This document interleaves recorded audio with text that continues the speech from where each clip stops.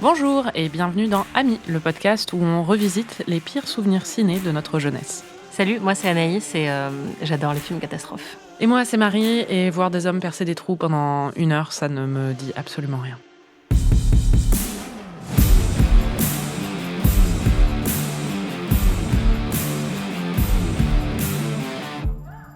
Cette semaine, on se plonge dans un blockbuster comme on n'en fait plus, et peut-être c'est une bonne chose, avec des stars, des fins du monde, des météorites et des chansons d'Aerosmith. J'ai nommé bien sûr Armageddon, un film de 1998 réalisé par Michael Bay, avec Bruce Willis, Liv Tyler et Ben Affleck dans les rôles principaux.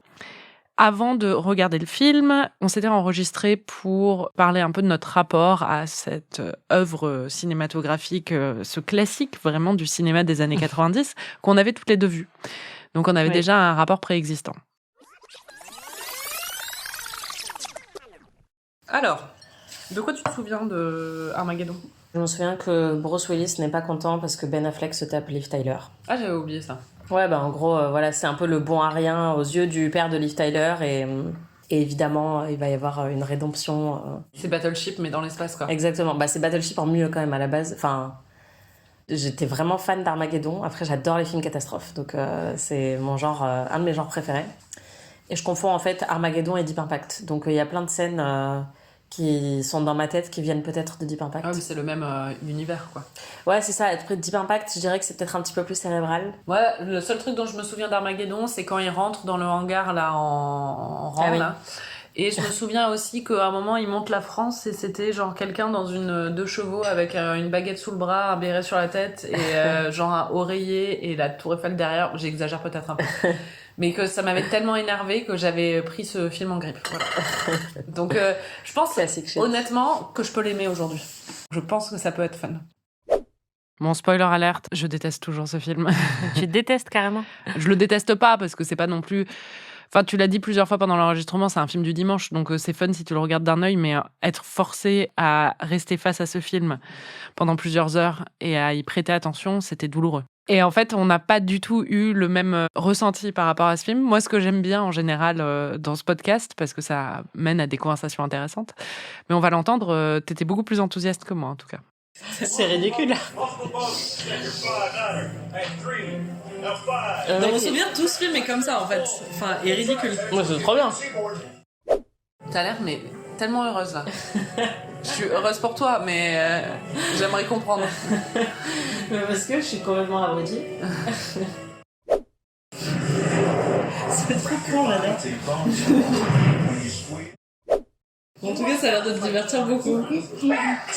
Yes. Do we have a problem? No. C'est totalement Because I'm con. trying to describe to you how these DATs keep Mais your ass on the ground. de manière très maîtrisée, je So that if trouve. I were to kick you in the ass, Trop bien.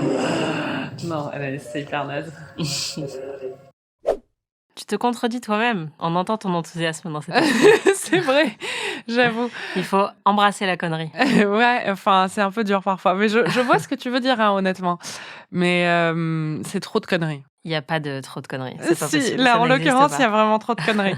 Bon, on va voir. Moi, c'était beaucoup, beaucoup plus difficile comme expérience de visionnage. J'ai sommeil, j'en peux plus. What are you doing with a gun in space? C'est trop bien. Complètement débile. That bomb right now. Débilos, le movie. Et là, bam, Ben Affleck est vivant. Et Oh là là là là là là, mais c'est pas possible. Mais c'est trop bien, Marie. Pourquoi t'aimes pas ça? Parce que c'est naze. Mais c'est pas naze, C'est cliché sur cliché sur cliché. Littéralement une main qui apparaît comme ça. Mais c'est trop bien. Il y a des clichés qui sont bien pour une raison. Oh là là là là là là. Mais quoi? T'es sans cœur, hein? Ouais. Ok, si c'est ça être sans cœur, oui, je suis sans cœur. Mais non, mais... C'est des... Je sais pas, moi j'aime... C'est cliché, mais c'est des clichés cool, quoi. Tu défends ce film comme si c'était toi que j'attaquais directement. Ouais, j'étais offensée vraiment par ton rejet de ce film. Pourquoi tu aimes tant ce film ? Je vois tous les défauts du film, mais je pense que je ressens face à ce film ce que toi tu ressens par rapport aux comédies romantiques, c'est-à-dire que j'adore le genre des films catastrophes et j'en ai vu plein, y compris des pas bons du tout. Et je crois que c'est tellement familier pour moi que j'accepte vraiment beaucoup de défauts et de longueur et d'incohérence dans ces films-là parce que je les trouve réconfortants malgré tout. Oui. Et là, j'étais bordée vraiment par ce film, j'étais bercée par les explosions dans l'espace de Michael Bay. C'est comme moi et comme Cendrillon, en fait. Je me suis ennuyée, il y a eu des moments, clairement qui sont des mauvais moments dans ce film, mais il y a une familiarité que je trouve très très réconfortante. C'est totalement un ersatz d'autres films qui sont mieux, que ce soit Deep Impact, selon moi, ou même Independence Day.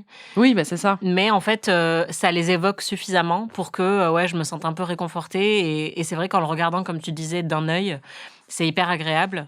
Et là, j'avoue que ça m'a changé les idées, en fait. Et il y a un côté très abrutissant dans ce genre de film qui fonctionne un peu comme les films d'horreur, en fait, pour moi, où c'est vraiment ça... Mais ça débranche ton cerveau, quoi. Exactement, ça débranche mon cerveau et ça me met dans un état de tension et de surcharge un peu sensorielle, parce que c'est quand même bourrin, que je trouve réconfortant. Bon, c'est ton rôle, c'est ton tour de résumer ce film, qui est assez facile à résumer, en fait. Oui, ça va être très simple. En gros, un astéroïde géant menace de s'écraser sur la Terre et de tout anéantir. Et la seule solution que trouve la NASA, c'est d'envoyer des foreurs de pétrole dans l'espace, sur l'astéroïde, pour qu'ils creusent un gros trou et qu'ils mettent une grosse charge nucléaire dans le gros trou et qu'ils fassent péter l'astéroïde. Et ils ont 18 jours pour faire ça, alors que c'est des foreurs pétroliers qui ne savent pas être des astronautes et aller dans l'espace. Parce que bien sûr, c'est plus facile en fait pour un foreur pétrolier de devenir astronaute que pour un astronaute d'apprendre à utiliser une grosse perceuse. Exactement. C'est ça. Mais attends, c'est des foreurs pétroliers de compétition, quoi. Ouais, c'est vraiment. On va en parler. C'est les experts du trou. Ce qui est de séduisant, c'est vrai dans ce film, c'est que au moins on sait où on va. Oui. Et on sait où on est. Et ça, on l'a noté pendant le visionnage. Ça c'est bien, c'est des enjeux clairs. Tout le monde va mourir. Personne ne va survivre. Going to hit us? We're efforting that as we speak, sir. What kind of damage? Damage? Total, sir. It's what we call a global killer. The end of mankind. Ce qui est marrant, c'est qu'il lui dit ça, mais avec un calme et un désinvestissement. My God. What do we do?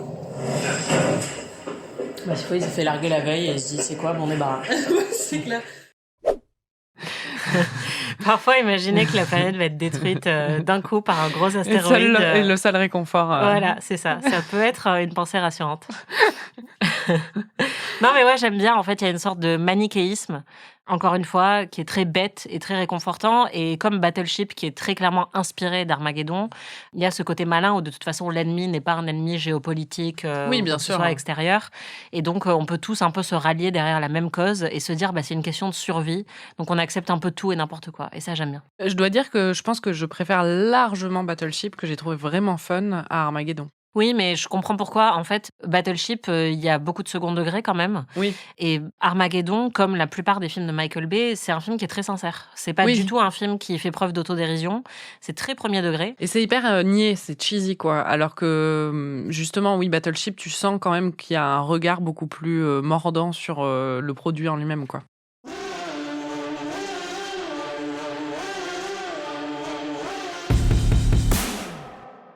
Ce qui était surprenant quand on a vu le générique, et encore plus surprenant a posteriori après avoir revu ce film, c'est qu'il y a quand même un certain pédigré parmi les scénaristes. Il y a 4 scénaristes et parmi eux, il y en a 2 qu'on connaît très bien.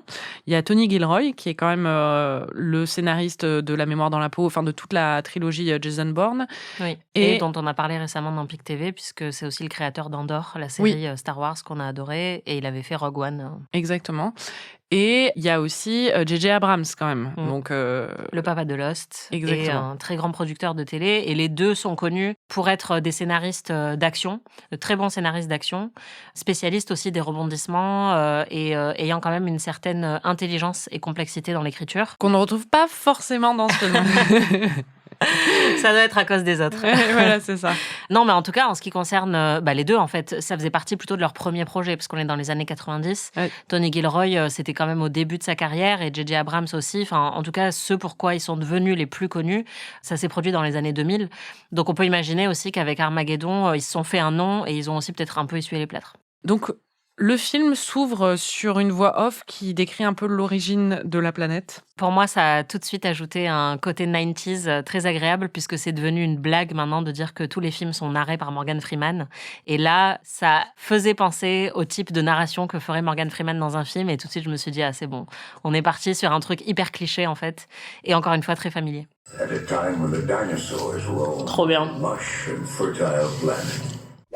Sauf que, bien sûr, ça n'est pas Morgan Freeman, mais c'est la version républicaine. C'est ça. C'est Charlton Heston, donc l'acteur très connu pour Ben-Hur ou Les 10 Commandements, qui Et aussi ses idées de droite. qui ensuite est devenu le président de la National Rifle Association aux États-Unis, donc le lobby pro-flingue, voilà, arme à feu. Mais du coup, c'est lui qui narre cette ouverture. Et ensuite, on assiste quand même à la destruction totale de New York par des météorites, parce qu'il y a une pluie de météorites qui tombe sur la planète. Ce qui est vite oublié, je trouve, après, dans le reste du film. On voit pas trop les conséquences, quand même, de cette pluie de météorites. Non, c'est vrai. Après- Mais bon, à New York, qui s'y intéresse en vrai? Un fief C'est libéral. C'est une petite ville pas très intéressante. C'est ça.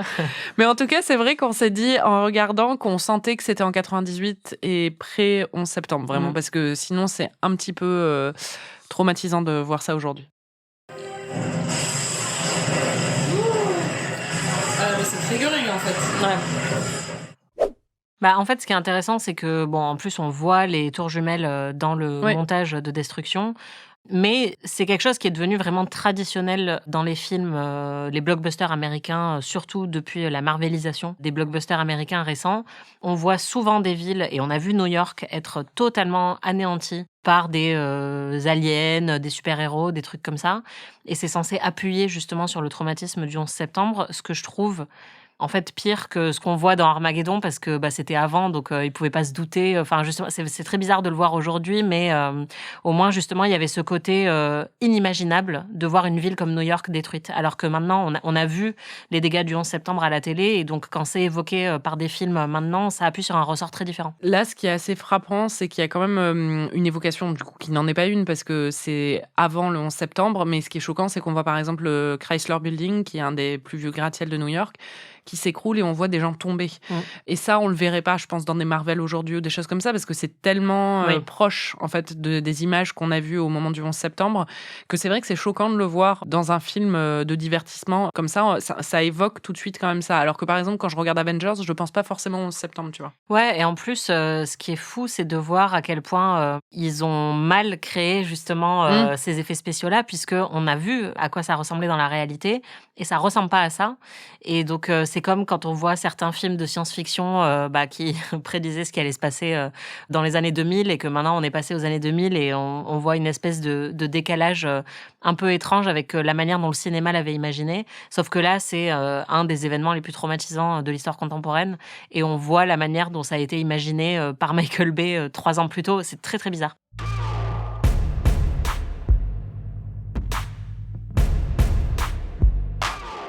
Je pense que moi, ce qui m'a le plus dérangé avec ce film, en même temps, c'est ce qui est assez drôle aussi, c'est que c'est tellement un film de droite, quoi.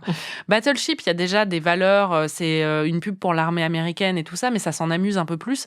Là, on sent que, comme tu disais tout à l'heure, c'est ultra premier degré et sincère, mais j'ai l'impression que c'est un bingo du Parti républicain. C'est-à-dire qu'il y a tellement de trucs dedans qui sont ultra conservateurs. Idéologiquement, en fait, ça se sent dans tout le film. C'est très, très américain, mais aussi, juste la scène d'introduction du héros, donc le héros joué par Bruce Willis, il est sur une plateforme pétrolière et il est en train de tirer des balles de golf sur un bateau Greenpeace. Et il est censé être sympathique. C'est un anti-héros avant l'heure. C'est ça. Je sais pas vrai, il est en train d'envoyer des balles de golf sur Greenpeace et c'est lui le héros du film. Mais c'est horrible. Moi, c'est censé être un connard, mais un connard charmant, tu vois. Moi, la manière dont je le vois, enfin, t'as totalement raison. Enfin, c'est de toute façon un film de droite comme la plupart des films de Michael Bay. Enfin, ils peuvent être catégorisés comme ça. Mais ce qui est marrant, c'est que c'est aussi en fait un personnage qui est très individualiste et qui va se sacrifier pour le bien commun. Et donc, ça fonctionne très bien en arc narratif puisque il est quand même présenté comme un connard qui ne pense qu'à lui et il va accomplir le plus grand geste d'héroïsme pour justement, enfin, à son détriment à lui, pour sauver toute la planète. Oui, c'est vrai qu'on peut le voir comme ça, et je t'admire, j'y avais même pas pensé. Mais en même temps, justement, pour moi, c'est un peu l'américain de base. Quand on voit le film, quoi, c'est censé être l'américain moyen qui est individualiste, évidemment, dans lequel, en fait, le spectateur américain de base va se reconnaître, quoi. C'est-à-dire que il aime pas ces connards d'écolos, là, qui sont sur leur bateau. Lui, il veut forer et percer des gros trous pour avoir du pétrole, tu vois. Leur truc à eux, c'est que quand ils demandent, c'est quand même fou, ça, c'est génial. Donc, on les envoie tous dans l'espace pour mourir, peut-être, potentiellement. Et ils demandent un truc en échange, c'est de ne plus payer d'impôts. C'est ça, leur rêve absolu, c'est de ne plus payer d'impôts. Ils prennent les pires risques de leur vie. Et ce qu'ils demandent en échange, c'est de ne plus payer d'impôts, quoi. Enfin, c'est tellement républicain. C'est totalement le cinéma de Michael Bay, en fait. C'est-à-dire que c'est son objectif de parler à l'américain moyen et de représenter l'Amérique, entre guillemets, profonde ou l'Amérique, entre guillemets, normale. Après, bon, l'américain de base ne ressemble pas à Bruce Willis, malheureusement. Non. Mais il y a vraiment Bruce une Willis volonté... a un côté guy next door, quand même. Oui, voilà, totalement. Et en fait, le cinéma de Michael Bay est populiste. Et c'est comme ça qu'il le conçoit. C'est vraiment, justement, il cherche à ne pas parler aux élites, entre guillemets, des côtes, et donc notamment de New York, et plutôt parler à l'Amérique centrale. Il y a plein de moments où, en fait, on fait un peu le tour du monde pour regarder la population qui réagit aux météorites ou qui réagit à la victoire et tout ça. Et en fait, quand ils montrent des images des États-Unis, c'est des espèces d'images d'Épinal de l'Amérique des années 50. C'est des espèces des boîtes Kellogg's, en fait. Ouais, c'est ça. C'est vraiment... ils sont encore dans des champs de blé en train de courir avec des chapeaux en paille, quoi. Enfin, c'est... et même leur accent dedans, c'est très marrant parce que du coup, on s'en est... Enfin, je m'en suis surtout amusée et je crois que c'était un peu pénible pour toi. Enfin, ils ont tous un accent texan, pratiquement. Donc, pas texan, mais tu vois, le cliché qu'on s'en fait, quoi. Oui, justement, je pense que moi, ça m'a pas marqué plus que ça parce que j'ai vécu au Texas et que l'accent est bien plus prononcé là-bas que tout ce qu'on peut entendre dans ce film. Donc, pour moi, c'était juste... effectivement, il y a une volonté de parler comme l'américain moyen, mais je trouvais pas ça caricatural. Enfin, si tu me montres True Blood, oui, là, c'est caricatural. Mais là, on était plus dans, tu vois, après, dans un accent, qui n'est pas un accent des côtes, encore une fois. Oui, c'est ça. The next 10 days, there are only 9 telescopes in the world. Why are they all talking like this in this movie? The president's class. They don't know jack about drilling. What's your contingency? They don't know jack about drilling. Backup plan. You gotta have some backup plan, right? Yeah, that's right. Ah non, commence pas. Il y a plusieurs clichés, ça s'accumule, disons, qu'on sent vraiment parce que c'était marrant, par exemple, dans Battleship, mais c'était pas à ce point du tout. On retrouve le cliché du papa protecteur de Battleship. Ouais. Il veut pas que sa fille couche avec le mec et il va falloir que le mec prouve sa valeur et tout ça, et ça va être ça un peu la trajectoire tout au long du film. Et quand même, il y a un moment clé à la fin quand ils sont sur l'astéroïde où ils doivent tout faire péter, c'est que la NASA et le gouvernement essaient d'intervenir parce qu'ils ne font pas confiance en Bruce Willis, l'homme individuel américain qui sait faire et est sur place et est sur le terrain et connaît la réalité, tu vois. Et donc, la leçon du truc, c'est ne pas faire confiance au gouvernement, quoi. Oui, c'est que le gouvernement est totalement déconnecté de la réalité et que c'est des bureaucrates qui n'ont pas littéralement les mains dans le cambouis comme les héros du film. Clairement, enfin, c'est très très drôle parce que ça appartient totalement à l'idéologie républicaine. Oui, c'est ça. Why are you listening to someone 100,000 miles away? We're here. Nobody down there can help us. So if we don't Comprendre get this job done, l'indépendance. everybody's Faites le called gouvernement. 1 minute. C'est ça la leçon du film. C'est bon, en plus, il n'y a plus Paris.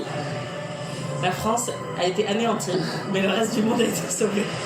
Fuck yeah! New York et la France, tous les endroits libéraux. Ouais, c'est clair. We're coming home. Freedom Prize! Bon, là, c'est un peu anachronique, ma remarque, puisque les Freedom Fries, pour le coup, c'est arrivé après le 11 septembre. Oui, mais c'est le même esprit. Voilà, c'est le c'est même ça. ADN. C'est quand la France a refusé justement de s'engager dans la guerre des États-Unis que certains Américains, notamment républicains, ont choisi de rebaptiser les French fries, donc les frites, en Freedom Fries, parce qu'ils ne voulaient plus que ce soit associé à la France, parce qu'il y a eu une haine de la France qui s'est développée à ce moment-là, parce qu'on n'était pas aussi patriotique qu'eux. Et donc là, c'est vrai que c'est un petit peu ce qu'on s'est dit en voyant que les seuls endroits qui ont été détruits dans ce film, c'est la France, genre entièrement, et New York.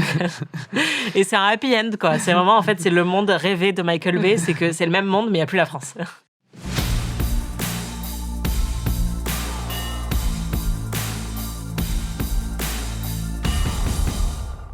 Moi, j'avoue que j'ai vu que 2 films de Michael Bay. Donc, j'ai vu celui-là et Pearl Harbor. Tu connais un peu mieux sa filmographie. Surtout, tu avais fait quelques petites recherches. Est-ce que tu peux nous en dire plus? Oui, alors, j'ai pas vu tous ces films non plus. J'ai un peu tâté du Transformers, mais... mais oui, ce qui était marrant, c'est que j'avais pas vu Armageddon depuis l'adolescence. Et je pense que donc ça doit être le premier film de Michael Bay que j'ai découvert et Pearl Harbor juste après. Et là, maintenant que je le connais un petit peu mieux et que effectivement j'ai un regard un peu plus professionnel sur ce qu'il fait, c'était marrant de revoir ce film et de retrouver en fait tous les trucs qui caractérisent totalement son cinéma. On parle parfois de Bayhem pour qualifier ce qui se passe dans ses films, donc une contraction de Michael Bay et Mayhem qui veut dire chaos, puisque on le sait, Michael Bay est synonyme de grosses explosions, de gros boom boom. C'est un spécialiste du blockbuster d'action, du film catastrophe. Et il est aussi vraiment connu pour son montage très, très frénétique. Et je pense que c'est ça qui t'a un petit peu épuisé aussi. Ouais. Dans la plupart de ses films, et notamment ses séquences d'action, il y a un montage qui est hyper, hyper cut, très rapide. Je me souviens quand j'ai vu Ambulance, moi, j'avais des crampes aux yeux, quoi, à la fin, parce que ça va tellement vite et il te fait des zooms et des dézooms dans tous les sens. Mais en fait, c'est voulu, c'est-à-dire que pour lui, les scènes d'action, c'est le chaos et c'est censé susciter cette espèce de désorientation sensorielle totale. Et donc moi, c'est ce que j'aime bien, mais c'est ce que plein de gens lui reprochent aussi, parce que c'est vrai que c'est pas un cinéaste qui fait dans la finesse, c'est un cinéaste qui est volontairement bourrin, et donc ça peut agacer. Et ce qui est intéressant, c'est que lui, en fait, il vient plutôt d'un milieu libéral et démocrate. Il a été adopté et il a grandi dans une famille démocrate. Il y a eu pas mal de théories qui ont été développées sur le fait qu'il était en recherche de cette Amérique-là profonde, parce qu'il était aussi en recherche de sa propre identité en tant qu'Américain, et qu'il a voulu s'éloigner de ce milieu dans lequel il a grandi, et donc rejeter un petit peu l'univers des élites américaines et s'adresser au plus grand nombre. Et c'est vraiment ce qu'il fait, et c'est aussi pour ça que ces films marchent bien, c'est parce que c'est un cinéma qui est extrêmement populiste. On le voit avec ces personnages d'Américains un peu moyens, de héros normaux. C'est aussi pour ça que quand il fait Ambulance, les héros en fait de Michael Bay, c'est des ambulanciers, c'est des flics, c'est des fonctionnaires. C'est des foreurs. Ouais, voilà, c'est vraiment c'est l'Amérique normale, l'Amérique moyenne, et ça parle énormément. Et d'ailleurs, Deep Impact, je le disais dans l'intro, qui a une approche un peu plus cérébrale, un peu plus émotionnelle et vraiment sur l'intimité des personnages.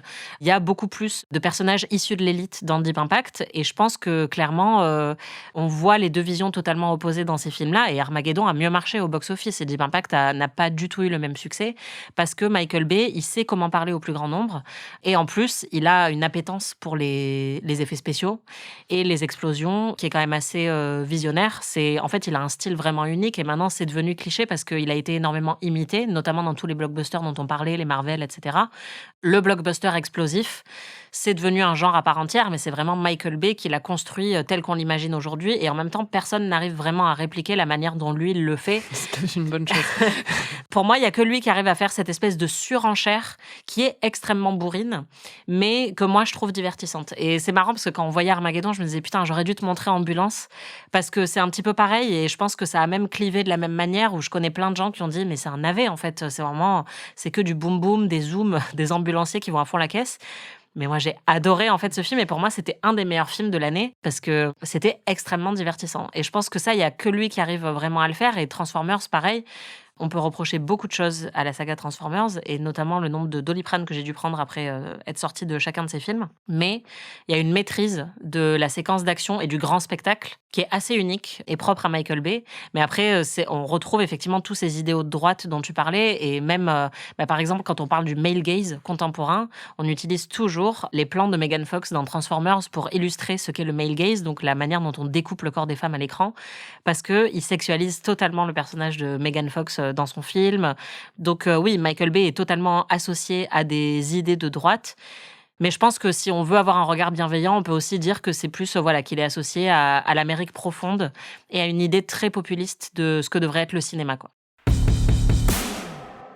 Ce qui est marrant, c'est la vision de la France qu'a le film. Parce que, du coup, Et de tous les pays étrangers, d'ailleurs. de tous les pays, oui, mais comme on est français, forcément, ça nous marque plus. Et moi, c'était ce qui m'avait vraiment marqué dans ce film. J'en parlais dans l'intro parce que c'est vraiment ce qui m'avait marqué à l'époque et qui m'avait vraiment bloqué et braqué contre ce film. Et c'est un truc que tu détestes aussi dans la pop culture en général. Bah oui, évidemment. Surtout la représentation cliché américaine de la France, ou même, j'aime pas l'espèce d'idéalisation et d'image d'Épinal de la France que se font les Américains. Et pas que les Américains, mais énormément de touristes en général. Dans la pop culture, je trouve ça débile en fait. Mais même si je la comprends, parce que nous on fait la même chose avec les États-Unis ou des choses comme ça, mais ça a tendance à me crisper. Et ce film pousse ça à l'extrême, c'est-à-dire que quand il montre des images de la France, c'est vraiment trop drôle. Il y a un moment quand même. Pour moi, c'est moins offensant que tout ce qu'a fait Sex and the City dans sa dernière saison. Oh Franchement. non, t'es folle ou quoi? La durée, c'est moins offensant. Alors là, t'as vraiment... Bon, déjà, on dirait que ça a été filmé dans les années 50, mais ça, c'est tous les pays. C'est-à-dire même les États-Unis, c'est pareil, Oui. on dirait... C'est-à-dire que, imaginez-vous, Charles de Gaulle est président, tout le monde porte un béret, Ouais. et en fait, on est vraiment devant le Mont-Saint-Michel, et il y a des gens avec une baguette, des bérets et des moutons partout. Et puis après, plus tard, ils sont aussi avec des bérets, avec Montmartre ou la Tour Eiffel derrière eux, sur une table de café, en train de regarder l'actualité. Ils la regardent même pas parce qu'il n'y a pas de télé en France, évidemment. Ils ont un transistor. C'est C'est génial. incroyable. Excellent. Voilà. Non mais Anaïs, C'est génial. regarde, c'est pas Mais possible. c'est trop bien. C'est pas possible en fait. C'est trop bien. Adventure reach into space. C'est devant le Mont-Saint-Michel. Avec un béret et des moutons, quoi. Even the wars that we thought had provided us the tool.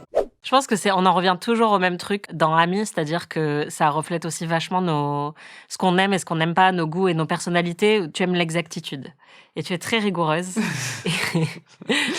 Et moi, ça me fait rire en fait. Plus c'est absurde et plus c'est débile, plus ça m'amuse. Parce que je cherche l'exactitude et la rigueur ailleurs dans ma vie que dans les films.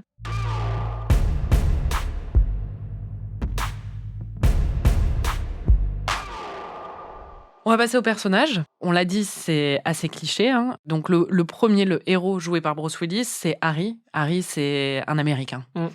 Comment tu le décrirais? Bah, c'est un dad, Voilà. donc je l'aime.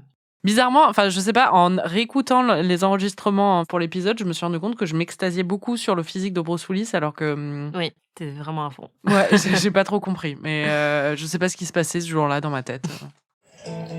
Ah. We did a bad thing. Oh putain, il est tellement hot. Ce qui est drôle, c'est que là, tu t'extasies devant Bruce Willis et moi, je m'extasiais parce que c'était ZZ Top. Oui, bah... Mais encore une fois, ZZ Top, c'est aussi la musique, on va vous montrer des vrais Américains, quoi. Oui, bah là, pour le coup, si je ne m'abuse, c'est le morceau La Grange qui, en plus, Oui, c'est ça. est une ville du Texas, Oui. dans laquelle je me suis rendue pour rendre hommage à ZZ Top. Bruce Willis, oui, c'est un papa, c'est-à-dire que c'est un foreur de pétrole, il peut tout forer. Il s'est foré il s'est foré toutes les surfaces. Bah ouais, mais c'est vraiment un truc de père, quoi. Ah, Les et- pères, ils savent percer des trous. Ouais, lui, alors, il s'est ouais. vraiment percé des trous, il les perce très très bien. Il a élevé sa fille seule.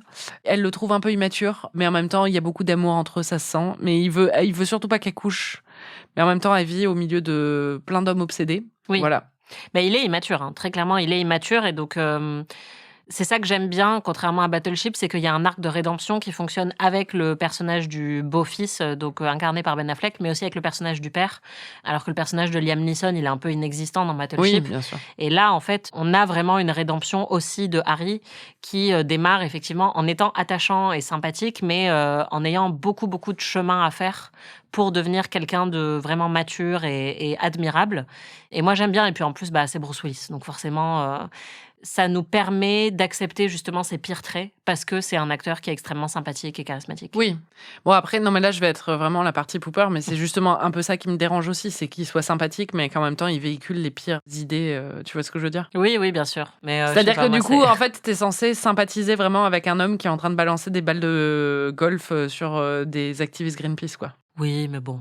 Ouais, c'est juste, moi, dès le début, du coup, ça m'a un peu braqué contre lui et contre le film. Mais bon, c'est juste... Ouais, honnêtement, c'est vraiment... Enfin, autant il y a pas mal d'offenses dans les films qui me déconnectent un petit peu, tu vois, des personnages, autant le fait qu'ils se moquent des militants écolos pour un film qui a été fait dans les années 90. Enfin, oui, tu vois, je sur trouve des ça forums léger, quoi. pétroliers, oui. Ouais, voilà, je trouve ça pas aussi offensant que plein d'autres choses qu'on pourrait voir, qui vont peut-être me parler plus personnellement aussi, où je vais me dire, oh là, c'est vraiment très dérangeant. On l'a dit, il y a un peu le personnage de son gendre, mais son gendre dont il n'a pas envie qu'il soit son gendre, mais qui travaille pour lui, en fait, qui s'appelle AJ.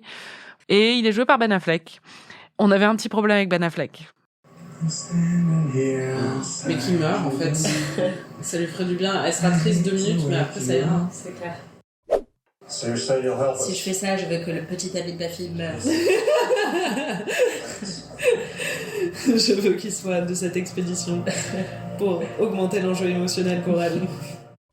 Non, mais c'est sûr que Ben Affleck a un peu une tête à claque et n'a jamais été aussi bien utilisé que dans Gone Girl, justement, Oui, pour ce c'est côté ça. un peu beau gosse, archétypal américain. Et lui aussi, d'ailleurs, a un peu ce côté américain banal. Et c'est ça qui a contribué à son succès en début de carrière. Il a la tête la plus américaine du monde. C'est un rectangle avec une fossette à menton, tu vois. Enfin, c'est juste... Mais en même temps, voilà, qui a un côté à la fois charmant mais antipathique, qui fonctionnait très bien dans Gone Girl. Et là, forcément, ça le rend pas très sympathique. Mais tu le décrirais comment, AJ, son personnage? Il a l'air d'être aussi assez brillant en trou. En tout cas, c'est ce qu'on nous dit dans le film. Et il est beaucoup moins pointilleux sur les règles que le père. Et c'est un gros objet de conflit entre les deux, puisque il estime que parfois, on peut déroger aux règles pour faire de meilleurs trous. Il faut parfois laisser la créativité s'exprimer en forage de trous. Et alors que le père, il est plus en mode, non, parce que tu vas te mettre en danger si tu fais pas ci, ça, que tu respectes pas bien toutes les étapes. Et lui, voilà, c'est un peu le flou artistique du trou. C'est un peu comme les mecs à Top Chef, tu sais, qui disent non, mais moi, je casse toutes les règles. Moi, j'en ai rien à foutre. Je mets du foin partout et puis je casse les assiettes en deux. Je fais pipi au milieu de l'épreuve. Voilà. C'est le... Comment il s'appelait Adrien. Ouais, donc voilà. Donc lui, c'est un peu le rebelle du trou. Et ça plaît pas du tout à Bruce Willis qui estime que c'est un bon à rien et qu'il met tout le monde en danger en faisant ça parce qu'il respecte pas les règles. Surtout, ce qui lui plaît pas, c'est qu'il se tape sa fille. Et sa fille, elle est jouée par Liv Tyler. Elle s'appelle Grace dedans. Grace, c'est un archétype.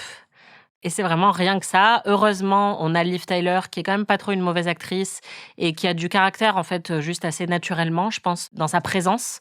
Donc ça aide un petit peu, mais c'est un personnage qui est très docile et qui est très accessoire. Et passif. Ouais, voilà, elle est uniquement là pour, comme tu disais, créer un enjeu émotionnel, puisque c'est la femme qui reste sur Terre et qui doit observer les 2 hommes de sa vie, donc son père et son fiancé, risquer leur vie pour l'Amérique et pour la planète. Et donc, elle est juste là, larmoyante, à espérer et attendre qu'ils reviennent sains et saufs.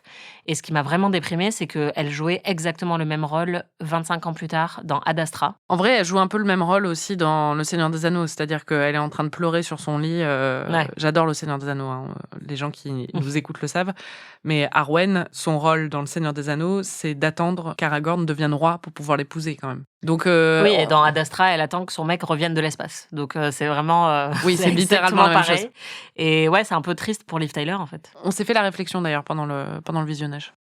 La pauvre Liv Tyler, elle a quand même passé toute sa carrière à attendre des hommes, quoi. Moi, l'autre truc qui me dérangeait un peu avec le personnage de Grace, mais bon, ça c'est mon côté un petit peu pointilleux sur des choses un peu ridicules peut-être, mais c'est qu'elle est toujours en robe avec talons. Quand elle est sur la plateforme pétrolière, ils sont tous en kaki, en bleu de travail et tout ça. Elle est en talons aiguilles avec une robe moulante quand même. Et quand elle est en train d'attendre transit peur pour voir si son père et son mec vont mourir, elle est aussi hyper apprêtée et trop bien habillée en talons avec une jupe. Et à la toute fin, quand elle retrouve son mec, elle est aussi avec une petite jupe à fleurs. Enfin, c'est bon, quoi. Juste, elle peut pas mettre un jean et être habillée pour les circonstances. Alors, moi, personnellement, je pense que tout le monde s'habille comme il veut. Oui, d'accord. Non, mais sur la plateforme pétrolière, le truc, c'est qu'ils font pas le même travail. C'est-à-dire qu'elle n'est pas foreuse, elle fait de la communication pour l'entreprise. Et donc, elle reçoit des gens, des clients, qui eux aussi sont en costard et en tenue habillée. Et surtout pour un film des années 90, enfin, moi, j'ai des amis qui, quand elles ont démarré leur carrière dans des milieux comme ça, en communication, etc., devaient encore porter des jupes et des talons. Et c'était il y a quelques années à peine. Donc, en fait, qu'il y a 20 ans, on imagine que dans son métier, même si c'est sur une plateforme pétrolière, elle est obligée d'être apprêtée et féminine, ça me choque pas plus que ça. chacun s'habille comme il veut, évidemment. Mais ça fait partie de l'idéologie aussi, tu vois ce que je veux dire? C'est-à-dire que t'as la femme qui reste derrière, qui n'est pas active. Il y a une femme dans l'équipage, on sait même pas qui c'est en fait, on connaît pas son prénom. Et Liv Tyler, donc c'est le seul personnage féminin majeur. Son rôle, c'est juste d'exister à travers les hommes de sa vie et de les attendre en pleurant, sans pouvoir rien faire. Et elle est toujours apprêtée. On sent en fait que elle est censée être un objet de fantasme, tu vois, et pas forcément de fantasme sexuel, mais aussi de fantasme, je pense, marital. C'est la femme idéale justement pour l'américain moyen, c'est-à-dire qu'elle a un visage d'ange, elle a un très joli corps, elle est toujours bien habillée, elle est toujours féminine, même dans les moments les plus traumatisants de sa vie. Je ne m'opposerai pas à ça, mais vraiment, c'est juste que ça me choque pas, en fait. Dans l'époque à laquelle est sorti le film. Oui, bien sûr. En fait, si on voyait un film au cinéma comme ça aujourd'hui, je me dirais non, mais c'est pas possible, les gars, on a un peu évolué. Non, mais je suis d'accord. Mais en fait, c'est le même débat qu'on avait eu pour Jane Eyre avec Rochester, sauf que c'était une meilleure œuvre et que c'était au 19e.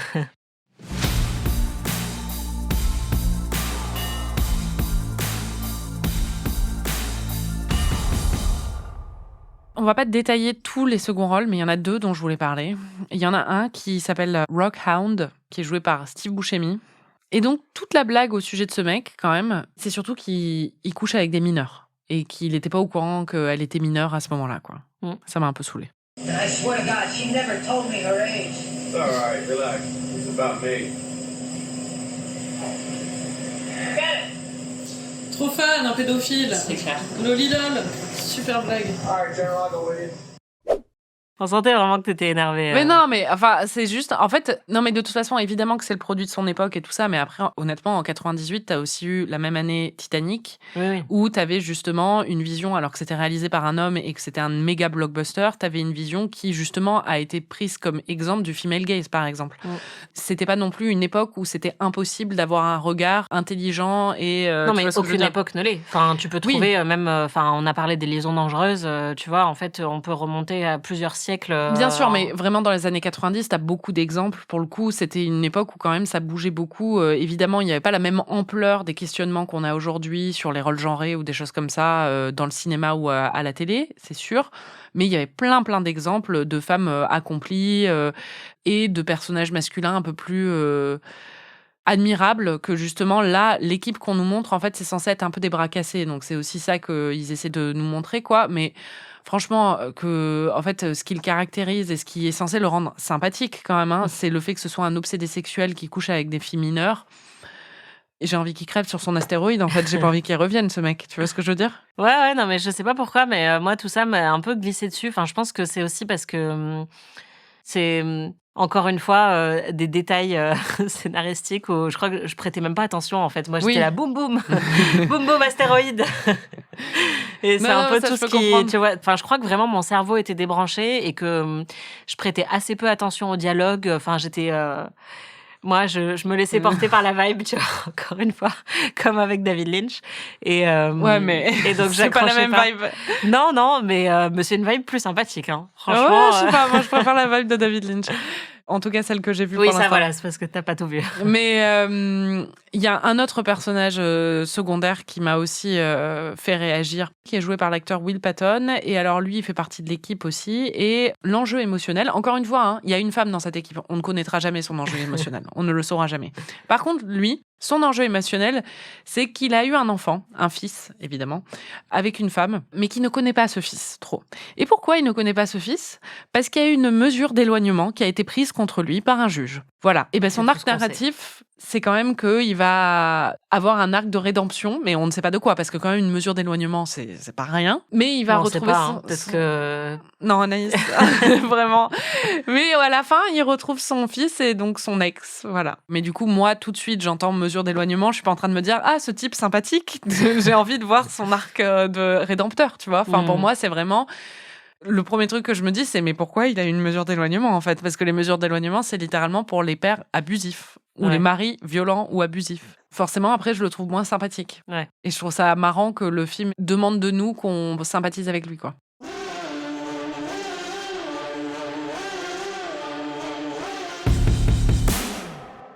Bon, il faut qu'on parle de l'histoire d'amour. Parce qu'il y a une histoire d'amour entre donc Liv Tyler et Ben Affleck, entre AJ et Grace. Et là, c'est vraiment Un festival de scènes gênantes. Là, tu peux le reconnaître quand même. Oui, bah gênante et Sous fond de Aerosmith. oui.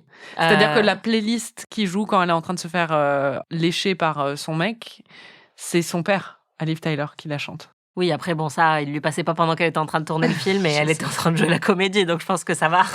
C'est pas comme s'il y avait son père qui était en train de chanter quand Liv Tyler est en train de coucher avec un homme dans sa vraie vie, tu vois. Genre, on n'est pas à ce niveau-là de gênance.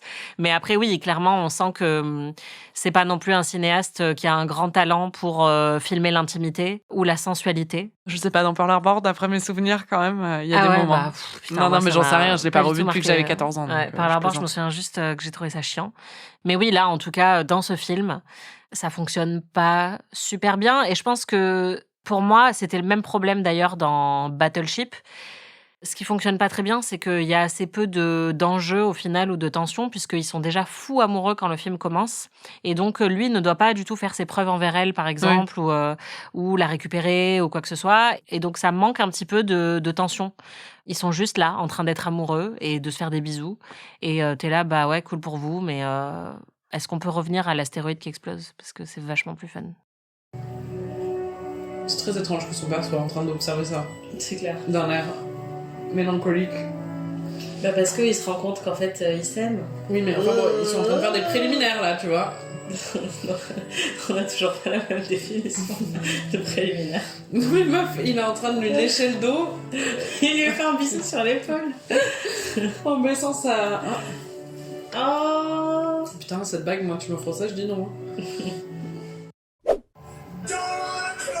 Mon Dieu. C'est trop bien. Mon Dieu. C'est horrible. Anaïs, c'est horrible. Il y a une scène dont il faut qu'on parle, Anaïs. Eh ben oui, la faut plus que belle scène de ce film. Il faut que tu la décrives. Elle est magnifique. Bah, c'est une scène d'amour, juste avant que Ben Affleck parte creuser un astéroïde dans l'espace. Ils sont dans un champ de blé, évidemment, au crépuscule. On comprend pas pourquoi, parce qu'ils étaient sur une plateforme pétrolière 5 minutes plus tôt, mais là, ils ont décidé d'aller dans un champ juste pour commettre une action extrêmement sensuelle et romantique, qui est de se rouler par terre, tout en se glissant des dinosaures dans les sous-vêtements. Voilà, alors c'est des animal crackers, donc c'est plus petit quand même que des dinosaures. Mais Oui, c'est des versions un peu mini du dinosaurus, qui est, somme toute, un excellent snack. Oui. Hein. Tout à fait. Mais qu'on n'imagine pas trop se faire fourrer dans la culotte, en fait. Et là, voilà, il s'amuse avec les petits dinosaures. Alors d'abord, il joue un peu comme au Playmobil sur son ventre avec ses petits dinosaures. Bon, ça, c'est mignon, tu vois. Et après, par contre, il en a un et il lui glisse dans la culotte. Et là, t'es là, ouais, non, par contre, Ce qui est je trop drôle. comprends qu'il y ait des kinks avec la bouffe, mais là, c'est bizarre. Ce qui est très très drôle, c'est qu'à ce moment-là, elle lui dit « Est-ce que tu crois qu'il y a d'autres couples qui font exactement la même chose que nous, là, maintenant ?» Et c'est genre « Non, littéralement, Non, personne n'a et jamais eu cette idée. » J'espère qu'il n'y a pas d'autres couples qui font ça, parce que sinon, niveau hygiène, ce serait problématique. C'est ça. Mais du coup, j'ai envie de donner des points à Michael Bay pour l'inventivité. Bah là, je C'est-à-dire pense qu'on les donne à J.J. Abrams. Ouais, c'est ça. Enfin, en fait, tu vois, c'est comme Céline Sciamma quand elle a fait Portrait de la jeune fille en feu et qu'elle a dit qu'elle voulait inventer de nouvelles manières de filmer la sexualité et la sensualité. Et il y a notamment une scène avec des aisselles où tu te dis, bah, c'est vrai que j'ai jamais vu ça, en fait. Une aisselle comme objet de sensualité. Bah, Michael Bay, avec ses dinosaures dans la culotte, il était déjà un petit peu précurseur de Céline Sciamma. Je pense que c'est ça qu'on peut dire. As the cheetah approaches, watch. Qu'est-ce qui se passe là? Deux choses qui ne vont vraiment pas ensemble, en fait. Les dinosaures et les culottes. Et maintenant, tout le monde va le faire en rentrant chez soi. Bien C'est comme sûr. quand j'étais allée voir 50 Shades au cinéma et il y avait plein d'ados dans la salle et en sortant, je voyais les mecs qui, genre, donnaient des petites tapes sur le cul de leur copine, tu vois, en mode, haha, tu vois, nous aussi, on va faire ça. Et peut-être que, je sais pas, il y a plein de gens qui, après avoir vu Armageddon, ils se sont dit, on va tenter le dinosaurus culotte. Je veux pas trop m'avancer, mais je pense que 50 Shades a inspiré plus d'élan érotique que cette scène. Bizarrement. Sans doute.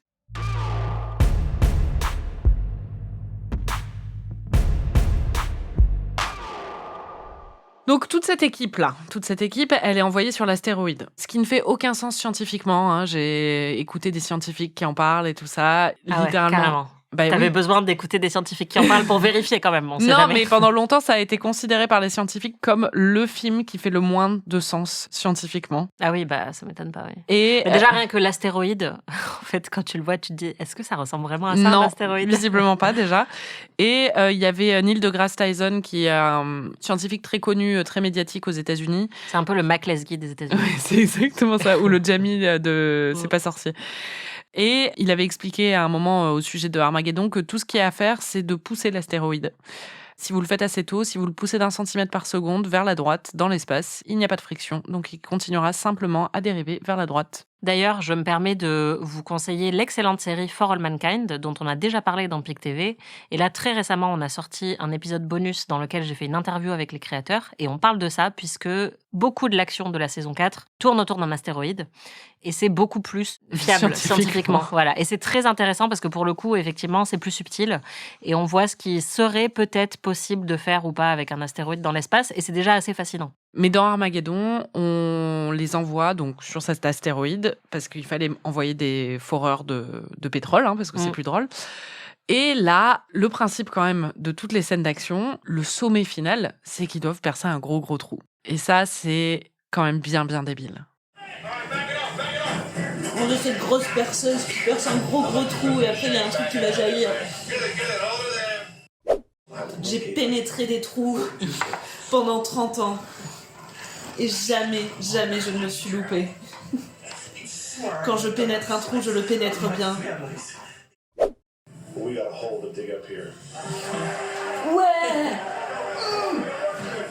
On va faire un trou. On va percer un trou. C'est tellement débile. C'est tellement débile. Anaïs, le moment de genre d'émotion du film, c'est genre on a un trou à percer. C'est pas le moment d'émotion du film, voilà. Non mais c'est le moment le moment grandiloquent, c'est genre on a un trou à percer ici. Bah, c'est un moment badass. Nous on doit percer notre trou. Bah oui, mais tout le principe du film c'est qu'ils doivent percer un trou. Get over it, meuf. T'es chiante avec ça. T'es méchante. Bah non, mais franchement, enfin, c'est vrai que j'avais envie de défendre ce film et que toi, t'avais vraiment envie de le descendre, en fait. Mais non, mais c'est tellement... En fait, c'est marrant parce que déjà, bon, oui, c'est le truc de la perceuse et du dad avec sa perceuse, mais c'est aussi tellement phallique, quoi. Enfin, tout le principe de ce film, c'est un groupe de mecs ultra testostéronés qui vont sauver l'humanité. Comment? En perçant un gros trou. Bah ouais. En pénétrant l'astéroïde et en déposant une charge. Anaïs. Non, mais effectivement, mais moi je trouve ça très drôle. En fait, c'est ça le truc, c'est que toi, ça te fait lever les yeux au ciel, visiblement. Et... Non, mais ça, je trouve ça marrant en même temps. Enfin, ouais, c'est ça. En fait, moi, c'était... Et je pense que c'est aussi le moment qui a créé une espèce de surcharge sensorielle pour toi où t'en pouvais plus, parce que la séquence dure très longtemps, ils sont sur l'astéroïde. Et moi, je crois que c'est un peu le moment que j'ai préféré parce que ça n'en finissait plus. Et c'est vraiment, ils ont des outils de chantier sur un astéroïde. Clairement, t'as l'impression de voir un jeu Playmobil en live action, ce que je trouve assez cool, personnellement. Mais c'est marrant, quand j'écoutais tes extraits, ça me faisait penser à, tu sais, le film dont tout le monde se moque aux États-Unis, parce que ça s'appelle We Bought a Zoo. Ah oui. Et en fait, là, ça aurait dû être On a percé un trou, le titre ça. de Armageddon. Non, après, ce que je reprocherais au film, pour revenir au fait que on doit envoyer des foreurs dans l'espace, c'est qu'il y a un vrai problème de rythme et le film est tellement intéressé par ces trucs très masculins, très virilistes et très joujou perceuse qu'il passe à côté de ce qui pourrait rendre le film beaucoup plus divertissant, c'est-à-dire déjà plus de séquences spatiales, vraiment spatiales, où là, en fait, ils arrivent dans l'espace, ils doivent creuser un trou, mais il n'y a pas trop l'idée du voyage spatial, qui fait toujours un peu rêver au cinéma. Et on passe aussi pas beaucoup de temps, je trouve, ou pas assez, sur leur entraînement. Alors que c'est ça le truc le plus marrant du film, c'est que c'est des gens qui ne sont pas du tout formés pour être astronautes, qui doivent être opérationnels pour aller dans l'espace en à peine 10 jours. Et on a quand même une séquence d'entraînement qui est cool, où ils doivent aller dans une piscine et ils doivent calculer leur temps avec l'oxygène, tout ça. Mais je trouve que le film aurait pu vachement plus jouer sur ça, parce que oui, c'est vraiment ça qui est marrant. Et c'est vrai qu'ils sont beaucoup trop focalisés sur les trous et sur la grosse, c'est pas une tondeuse, mais ils ont des espèces de grosses machines, de grosses foreuses qu'ils amènent dans l'espace. Bon, voilà. Mais après, ça a un côté tellement abrutissant que, je sais pas, moi j'ai trouvé ça fun. Ah, c'est sûr que c'est abrutissant, ouais. L'élément le plus abrutissant quand même dans cette partie, et ça je crois que c'est un classique de Michael Bay, Oui. mais c'est rebondissement sur rebondissement sur rebondissement.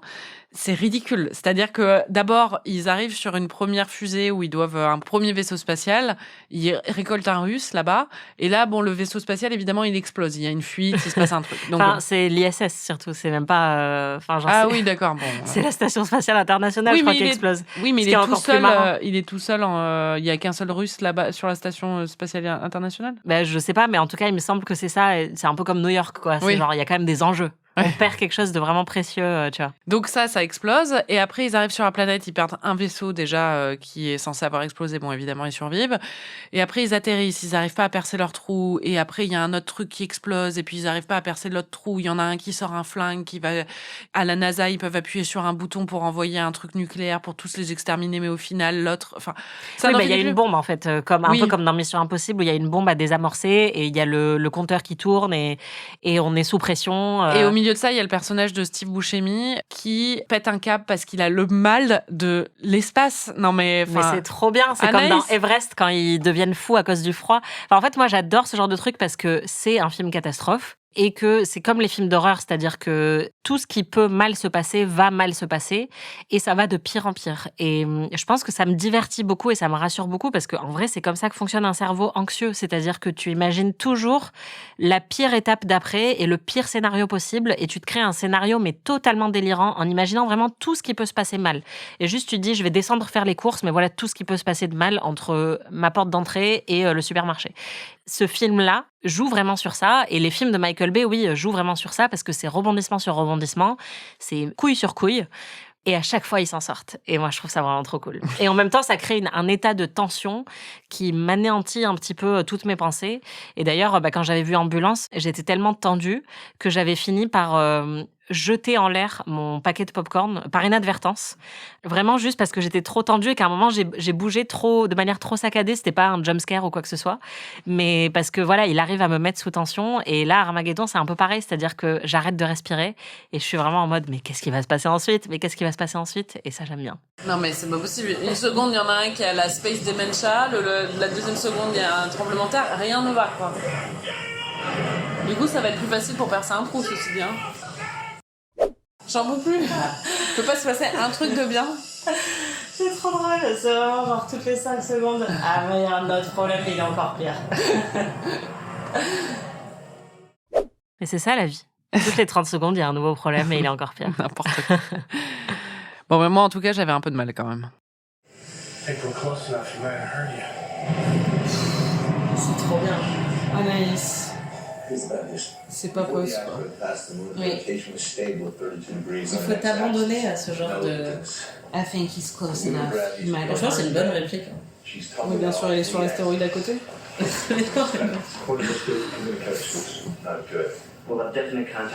T'es sceptique. Oui.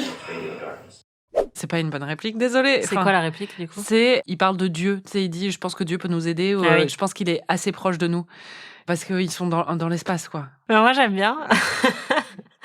Mais non, mais en fait, le truc, c'est que parfois, j'aime ce genre d'écriture aussi. C'est-à-dire que c'est une écriture qui est gros sabot et qui fait appel à plein de clichés et qui te fait un peu lever les yeux au ciel. Mais en même temps, ça a un côté réconfortant. C'est comme les dad jokes, en fait. C'est-à-dire que c'est con, c'est naze. Mais tu souris quand même un petit peu parce que tu dis, bah ouais, mais il fallait quand même la trouver, la dad joke, tu vois. Et là, c'est un peu pareil. C'est une réplique un peu pourrie, mais honnêtement, je préfère ça. Pour moi, c'est une réplique qui est bien écrite, même dans sa nasitude, tu vois. Alors que il y a des films qui ont aucune réplique mémorable, aucune répartie. Et pour moi, c'est bien pire comme crime.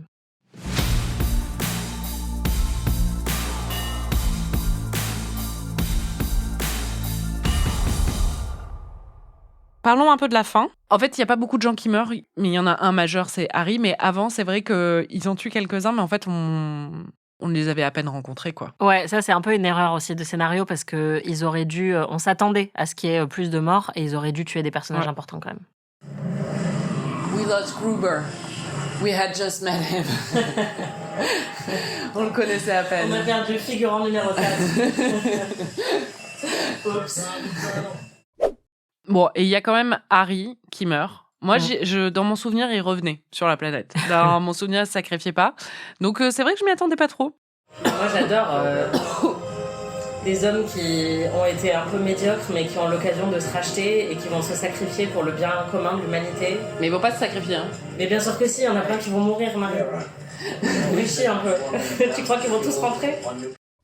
Je pense que Bruce Willis... Non, elle a pas mort. Non, Bruce Willis, il meurt pas. Ben Affleck non plus, mais les autres, it's all fair game. Bon, bah, au final, Bruce Willis meurt. Ouais, et c'est bien, tant mieux. Oui, bah, il faut bien quand même qu'il y ait un sacrifice. Et c'est vrai ce que tu disais tout à l'heure sur l'arc de son personnage, certes. Tout à fait. Mais ce qui est marrant, c'est que quand il se sacrifie... Donc, lui et AJ pouvaient pas se saquer, 3 minutes avant. Mais là, il se sacrifie pour sauver AJ, pour que AJ puisse être avec sa fille. Alors qu'avant, il pensait que c'était vraiment un bon à rien, quoi. Et vraiment, quand ils se quittent, c'est vraiment AJ d'un coup est là. Mais tu es l'amour de ma vie, pourquoi fais-tu ça? Je t'aime tellement, voilà. Oui, ça, ils sont vraiment passés de -15 à 10 000 très rapidement. Après, ils sont sur un astéroïde, très loin de la planète, et il est en train de se sacrifier pour sauver l'humanité. Donc, c'est ça, moi aussi je crierais je t'aime, hein, franchement. Même au figurant numéro 4, je dirais mais t'es tout pour moi. À 7 minutes, là, précise, tu es tout pour moi. C'est clair. C'est les lequel je t'ai testé il y a 3 jours. I love you, Harry. C'est tellement intense, j'adore.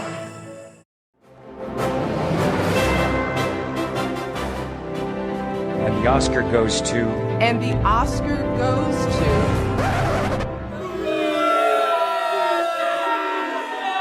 C'est nul!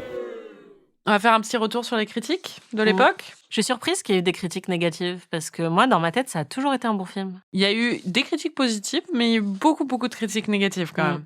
Roger Ebert, dont on parle souvent dans ce podcast, qui est vraiment la référence de la critique cinéma aux États-Unis, ou qui l'était pendant des dizaines d'années. Il avait élu pire film de l'année. Ça avait failli être détrôné par Spice World, mais Armageddon était resté pire film de l'année. Bien joué. Et il avait dit « Ce film est une agression contre les yeux, les oreilles, le cerveau, le bon sens et le désir humain d'être diverti. » Tu pourrais dire exactement la même chose de Ambulance.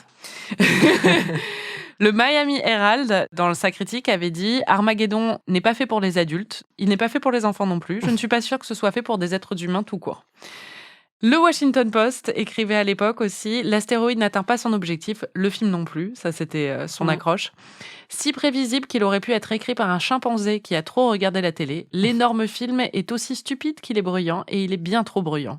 Le regarder donne l'impression de mettre sa tête dans un seau pendant que des haltérophiles le frappent avec des clubs de golf. » Et après, ils disent « Il exploite toutes les opportunités dans sa quête du cliché parfait. À la fin, j'étais pour l'astéroïde. » Mais ce qui est surprenant quand même, c'est que le film a fait son entrée dans la collection Criterion, qui est une sélection de films cultes. En général, des films d'art et d'essai, beaucoup. Américains, c'est une référence pour les cinéphiles américains quand un film fait partie de la collection Criterion. Ça veut dire qu'il apporte quelque chose quand même à l'histoire du cinéma en général. Et donc, Armageddon fait partie de cette collection, tout comme The Rock, le film précédent de Michael Bay. Et pour l'occasion, il y a une prof qui a été une des profs de Michael Bay qui a écrit un papier, parce qu'ils aiment bien faire ça aussi sur Criterion, où ils défendent un peu le film et ils expliquent pourquoi. Et c'est une prof d'études cinématographiques qui dit qu'elle a jamais rencontré un homme aussi brillant, en tout cas que Michael Bay, et qui, elle, trouve qu'au contraire, le montage un peu frénétique qui a beaucoup été critiqué est une preuve de brillance. C'est intéressant que ça ait été sélectionné dans cette collection, et surprenant un peu. Ouais, moi c'est marrant, ça me surprend pas du tout, mais parce que c'est ce que je disais plus tôt en parlant de lui, c'est-à-dire que il est de plus en plus réhabilité, justement parce que maintenant on a un peu plus de recul sur sa carrière et on voit à quel point c'est une figure majeure du cinéma américain. Tout le monde voit qui est Michael Bay déjà. Oui, bien sûr. C'est un très grand nom du cinéma. Non, et puis beaucoup d'influence, quoi. Enfin... Voilà, et il est très caractérisable, c'est-à-dire que tout le monde peut te dire à quoi correspond son genre spécifique à lui et qu'il a influencé énormément le cinéma d'action américain. Et il n'a jamais été très apprécié par la critique. En fait, les critiques que tu viens de lire, c'est vrai que c'est un truc qu'on a retrouvé sur quasiment tous ses films. Et en même temps, il y a de plus en plus de défenseurs justement de ce style-là, en disant oui, mais c'est ça qui lui est propre. Et justement, il cherche pas à faire autre chose. Et c'est vrai qu'il cherche pas à faire un cinéma qui correspond aux critères de beaucoup de cinéphiles et qui est devenu un peu le cinéma qui est adoubé de tout, ce qui est le cinéma du nouvel Hollywood, dont on a déjà parlé dans la saison sur les films d'horreur, etc. Le cinéma d'auteur. Mais en fait, c'est un auteur à sa manière. C'est juste que c'est un cinéma qui correspond plus à un genre populaire et populiste. C'est vrai que ce qui est intéressant dans l'accueil de ce film, c'est qu'au final, malgré la critique, il est arrivé 12e au box-office cette année-là après Titanic. Et ce qui est aussi très intéressant, tu l'as mentionné dans l'épisode, mais c'est que la même année est sorti un film qui a exactement le La même même pitch. intrigue, ouais. Et qui s'appelle Deep Impact. Qui est Deep Impact de Mimi Leder, que j'adore. Et d'ailleurs, je veux te montrer dans cette saison un autre film de Mimi Leder qui s'appelle Un monde meilleur. Que j'ai vu, mais il y a très très longtemps, Ah je oui. m'en souviens plus.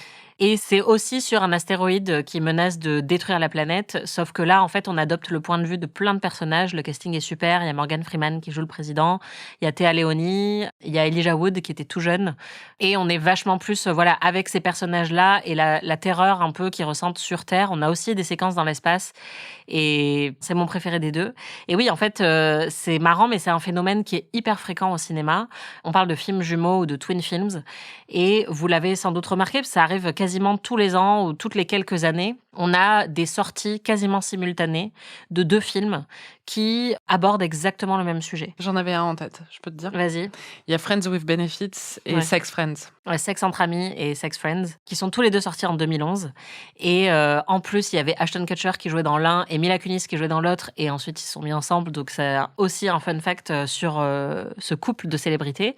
Mais en fait, c'est hyper fréquent. Et surtout, moi, ce que je remarque avec beaucoup de ces films, c'est que du coup, je les confonds. Parce qu'ils sont sortis de manière tellement rapprochée que quand le temps s'écoule, je me souviens plus ce qui se passe dans quoi. Et là, d'ailleurs, je confondais Deep Impact et Armageddon sur certaines scènes. Et c'est aussi le cas de, par exemple, Fourmise et Mille et une pattes. Ah oui, c'est vrai. Qui sont tous les deux sortis en 1998. Et moi, personnellement, j'étais team Fourmise. Et il y en a un dans lequel les fourmis parlent et il y en a un dans lequel les fourmis parlent pas, je crois. Il y a eu aussi, par exemple, en 1997, Dante's Peak et Volcano, qui étaient tous les deux des films sur des volcans. Et honnêtement, je sais que j'en ai vu au moins un des deux, mais je saurais pas te dire lequel. Il y en a où la distinction est un peu plus facile à faire parce que certains sont devenus plus cultes que d'autres. Par exemple, Kundun et 7 ans au Tibet, qui sont tous les deux sortis en 1997 et qui parlent du Dalai Lama et du Tibet. Mais en fait, quand tu vois les deux films, au final, ils n'ont pas tant que ça en commun. C'était pareil avec Platoon et Full Metal Jacket, 1986-1987. On a eu aussi notre exemple en France avec Saint-Laurent et Yves Saint-Laurent, qui sont tous les deux sortis en 2014. Et à chaque fois, tout le monde était là, mais t'as vu lequel? Mais tu parles duquel? Quand tu parles de Saint-Laurent, ça a créé vraiment beaucoup de confusion. Un avec Gaspard Ulliel, un avec Pierre Ninet. Et c'est vraiment un phénomène hyper récurrent. Il y a plein de théories qui peuvent l'expliquer. Déjà, je pense que parfois, c'est des questions de droit. Quand c'est des biopics, parce que parfois, il y a 2 biopics sur la même personne qui sortent la même année. C'est arrivé avec Churchill, Saint-Laurent, etc. Et moi, je pense que c'est parce qu'il y a des droits qui se libèrent, en fait, ou une œuvre qui devient libre de droit, et du coup, tout le monde se jette un peu dessus. C'est aussi parfois attribué juste à de l'espionnage au sein d'Hollywood, où on imagine que certains producteurs voient qu'il y a un projet concurrent qui va se lancer sur un scénario un peu similaire à celui qu'ils avaient dans les bacs. Et du coup, ils se disent, il faut qu'on y aille avant ou il faut qu'on arrive à sortir le truc au même moment. Mais ça peut plutôt desservir le film au final. Et puis après, il y a des trucs qui sont juste dans l'air du temps. Et je pense que Armageddon et Deep Impact, c'était parce qu'il y avait sans doute quelque chose autour de l'espace à ce moment-là et la menace que pouvait représenter l'espace pour la planète. Il y a eu, par exemple, en 2014, il y a 2 films d'horreur qui sont sortis sur les réseaux sociaux. Un qui s'appelait Friend Request, un qui s'appelait Unfriended. Très clairement, c'est parce que les réseaux sociaux et leur puissance nocive étaient de plus en plus dans les esprits. Donc parfois, c'est juste une coïncidence parce que tout le monde pense à la même chose. Oui, puis après, on peut s'imaginer qu'en 1998, après la fin de la guerre froide et juste avant 2000 et le passage au nouveau millénaire, l'idée d'une menace étrangère, mais qui soit pas liée vraiment à un truc géopolitique, mais qui soit liée à une destruction totale du monde et à la fin du monde, ça parlait à cette époque, quoi. Ouais, c'est ça, une menace vraiment existentielle. Et parfois, ça peut être vraiment malheureux parce que, je sais pas si tu te souviens, mais il y avait eu Florence Foster Jenkins avec Meryl Streep. Oui. Et juste après, il y a un film français qui est sorti avec Catherine Fro qui s'appelle Marguerite. Et c'est exactement le même film, en fait. Et j'avais vu Florence Foster Jenkins, mais c'est sur une histoire vraie, en plus. Ouais. Et en fait, c'était le même matériel de base. Et le cinéaste Xavier Giannoli avait dit que quand il avait appris la sortie de Florence Foster Jenkins, il avait été dévasté parce qu'il venait de démarrer la production de son film à lui. Et donc, parfois, c'est vraiment des coïncidences très malheureuse parce que voilà, en fait, c'est un peu la même chose qu'on se dit en journalisme, mais il n'y a pas de nouvelles idées. Tout le monde a déjà eu la même idée que toi à un moment et c'est très difficile de se démarquer. Et parfois, il y a juste un truc qui passe dans l'air du temps. On a la même idée que quelqu'un d'autre au même moment et on va penser qu'on a été copié ou que voilà, il y a eu de l'inspiration, mais parfois, c'est juste un accident malheureux. Après, ça et c'est dépend vraiment terrible. un peu des idées parce que Suspiria, par exemple, tu vois ce que je veux dire, ou Twin Peaks. Oui, bien sûr. Quand t'as des idées qui sont un peu perchées, tu vas pas avoir... Justement, et là, il n'y a pas eu de doublon, mais après, c'est parce que là, c'est des visions totalement uniques aussi, c'est ça. créatives. Enfin, en fait, la liste est tellement longue de doublons comme ça, ou de Twin Films. Et c'est vrai que parfois, c'est un petit peu malheureux. Parfois, il y en a qui sont restés dans la postérité et d'autres pas du tout. Ou même quand tu regardes Shining et Amityville, j'en avais parlé déjà à l'époque, c'est des histoires très similaires. Mais bon, Shining est resté comme le grand classique et Amityville, on peut dire qu'il était précurseur parce qu'il est sorti un tout petit peu avant et que c'était aussi un père de famille qui sombrait dans la folie et que c'était un film d'horreur. Mais maintenant, en fait, on compare plus du tout les deux ou pas tant que ça parce que Shining s'est très clairement démarqué. Armageddon et Deep Impact, je pense que c'est plus compliqué parce que il y a plein de gens qui vont batailler sur les deux et dire que l'un ou l'autre est mieux que l'autre.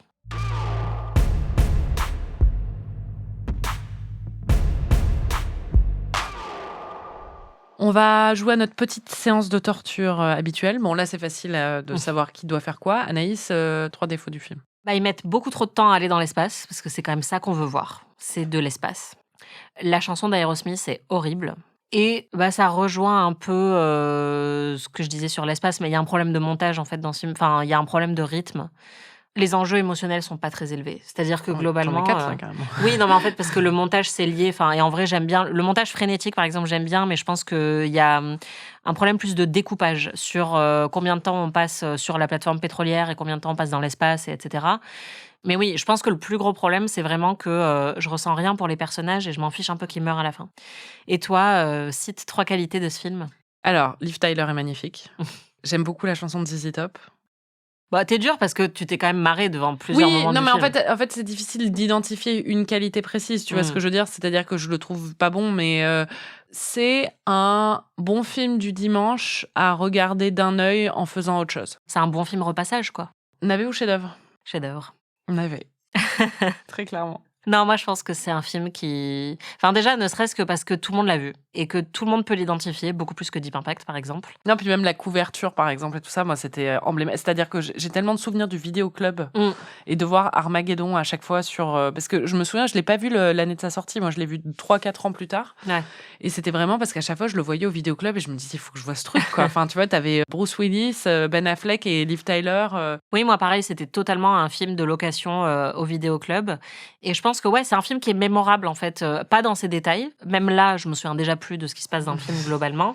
Mais la scène dans son esprit, quoi. Ouais, et puis la scène où Bruce Willis menace justement de surprendre Liv Tyler qui est dans le lit de Ben Affleck et tout, ça, je m'en souvenais, mais c'était clair comme de l'eau de roche, quoi. Et... Moi, je me souvenais juste du Mont-Saint-Michel. Ouais, du Mont-Saint-Michel. Mais non, je pense que c'est un film qui appartient au patrimoine culturel américain, pour le meilleur et pour le pire. Et dans ce sens, je comprends totalement pourquoi il appartient à la collection Criterion. Et dans ce sens, je pense aussi qu'il peut être défendu comme un chef-d'œuvre. Waouh! Boum! Merci de nous avoir écoutés. Merci Anaïs. Merci Marie. Si vous voulez voir ou revoir Armageddon, le film est disponible en streaming sur Disney+, et je pense en VOD sur plein d'autres plateformes. Vous pouvez retrouver tous les épisodes d'Amis sur slate.fr ou votre plateforme de podcast préférée. Dans le prochain épisode, Anaïs va me faire découvrir un classique des années 2000. Je ne peux pas croire que je ne l'ai jamais vu. Moi non plus. Mais c'est vrai, c'est Crossroads, avec Britney Spears. Le film de Britney. Si vous découvrez ou redécouvrez ces merveilles du 7e art en même temps que nous, n'hésitez pas à partager vos impressions sur les réseaux sociaux. On adore vous lire à chaque saison. Et n'oubliez pas de vous abonner à notre autre podcast, PIC TV, où on analyse l'actualité des séries. Si vous avez aimé cet épisode, vous pouvez nous laisser 5 étoiles et un petit commentaire, ou vous pouvez nous hyper auprès de tous vos amis. On se retrouve la semaine prochaine pour de nouvelles aventures. Salut! Amis est un podcast d'Anaïs Bordage et Marie Telling, produit par Slate Podcast. Direction éditoriale Christophe Caron. Production éditoriale, prise de son et réalisation Aurélie Rodriguez.